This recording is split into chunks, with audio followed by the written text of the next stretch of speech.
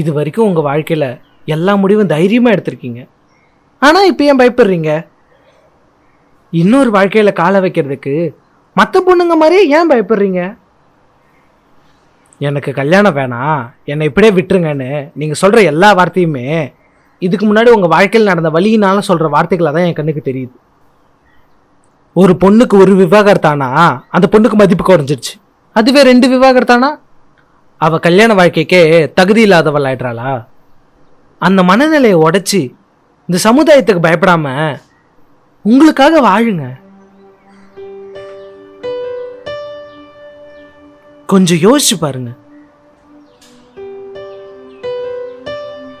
உங்களுக்கு இருக்க அழகுக்கும் வசதிக்கும் உங்களை மாதிரி அழகா வசதியா இருக்க பொண்ணா பார்த்து கல்யாணம் பண்ணிக்கலாம்ல. ஏன் 2 தடவை டிவோர்ஸ் ஆனா என்ன கல்யாணம் பண்ணிக்கணும்னு நினைக்கிறீங்க? ஊரோலகத்தில் 1000 பொண்ணு இருக்காங்க.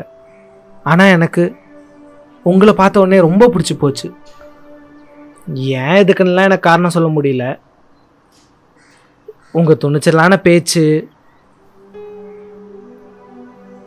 தெளிவான முடிவெடுக்கிற திறமை, இது எல்லாமே எங்கள் அம்மாவை பார்க்குற மாதிரி இருந்துச்சு. அதனாலையோ என்னமோ எனக்கு உங்களை ரொம்ப பிடிச்சி போச்சு. உங்கள் கதையை கேட்டதுக்கப்புறம் உங்கள் மேலே இருக்கிற மதிப்பு மரியாதை எல்லாம் பல மடங்கு கூடிடுச்சு.